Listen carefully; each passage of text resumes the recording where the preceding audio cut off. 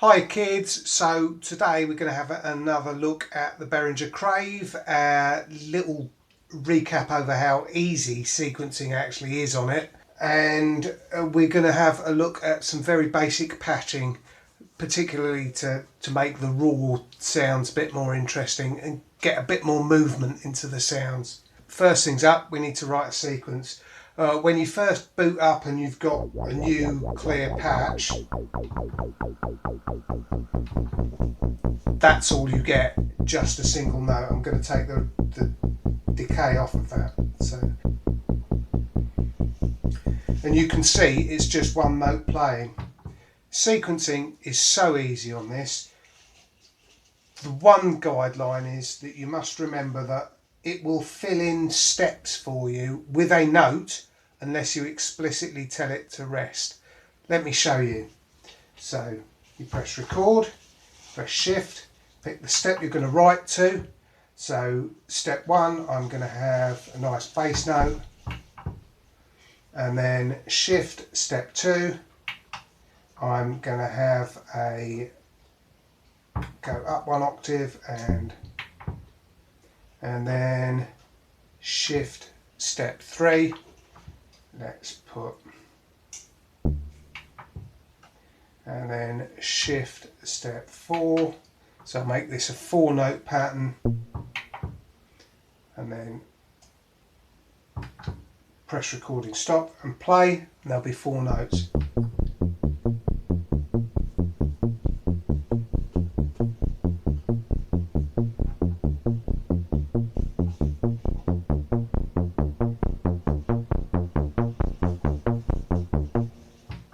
Right, okay, that's a nice sequence, but I think I'm going to add a rest in. So this is really easy. All you do is you press record, so back in record mode, you press shift, and then pick your note, which I will put my rest in step 3, and then I'm going to put rest in there. And now there will be a gap. So listen carefully.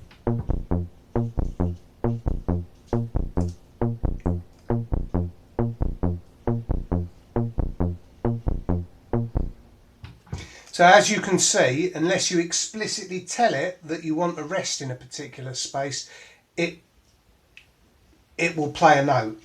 I can further show that. We could make this a 6-step pattern. So if I were to go back into record, shift, step 6, and then pick a note. Okay, it fills in steps 4 and 5, and they will go back. So have a listen. They'll go back to the original note you started off with.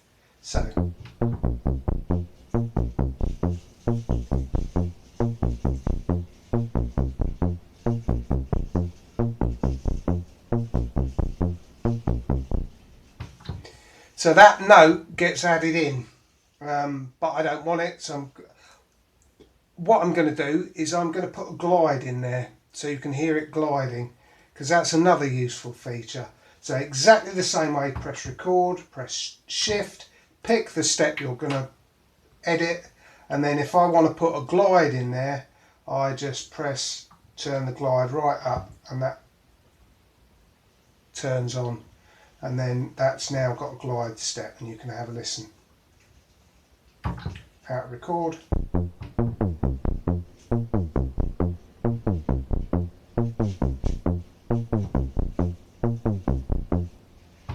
Well, let's make that step 5 a little bit higher, so you've got a mega glide going on there. So shift, step 5, up an octave.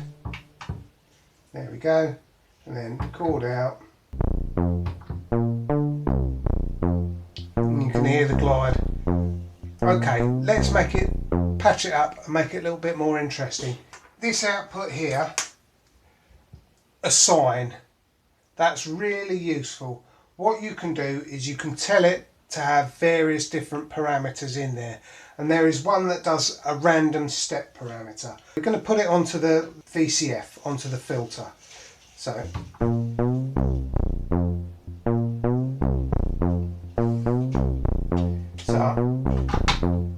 jack into a sine. All of these black ports, they are outputs, so they come out of the synth. They are things that are generated by the Crave itself. And these plain ports, they are inputs, so they go into the Behringer Crave. So if I plug it into here, you'll listen.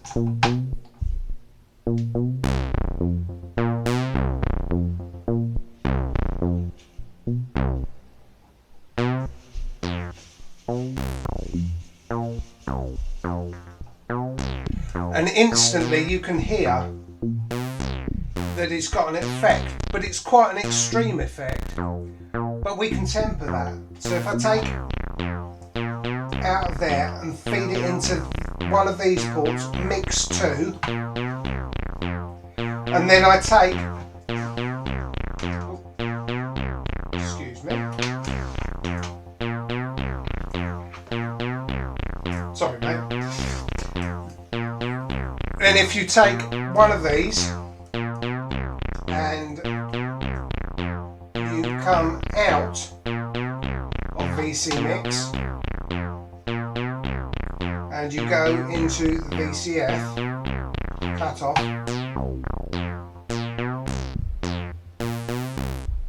you can control the amount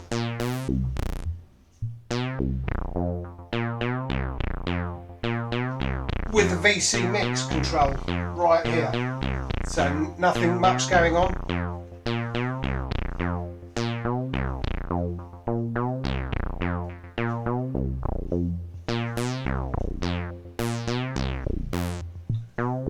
And then it's having more of an effect as it goes on. Now there's something else you can do to make this patch a bit more interesting. If you look here, I've got the modulation source is set to the envelope, and the modulation source here is also set to the envelope. So this LFO at the moment is not doing anything at all. It's not doing any job. But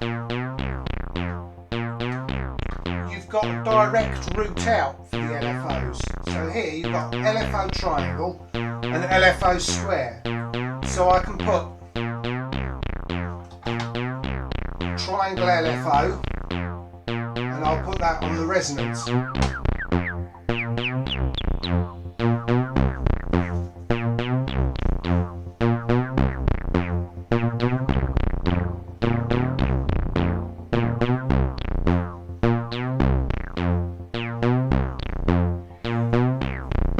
If you listen carefully, you can hear the triangle coming in. But what if I wanted another square LFO going on? Well, I've got the square LFO jack coming out of there. So I can take that one out and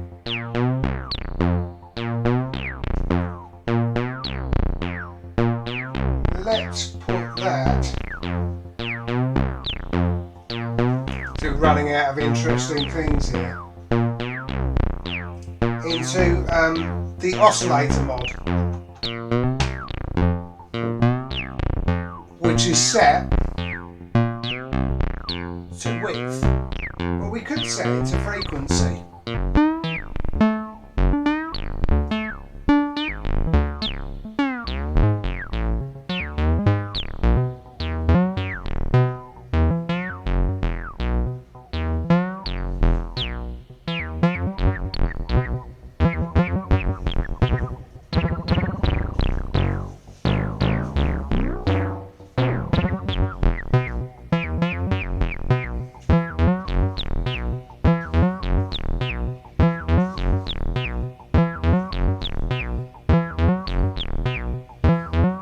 There you go.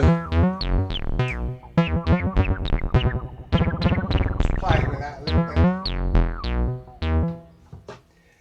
Just very, very basic how you can take a basic sequence patch, you can expand it, you can add some variety, and you can use the cables to access some of the control parameters directly through patch cables. It's very, very basic in its patching, but it does the job. If you've made it this far, all the way to the end, I think you need to subscribe. Unless, of course, you've already subscribed, in which case, well done. That's good. And hope to see you next time. Let me know if there's anything else you want me to explore. I'm definitely going to be doing some more micro modular stuff. I think I'm going to do a simple additive and subtractive synthesis introduction. And what we might try and do is make a very basic model of the Behringer Crave. I hope to see you on the next one. Hit me up on Twitter or Instagram. But alright, bye.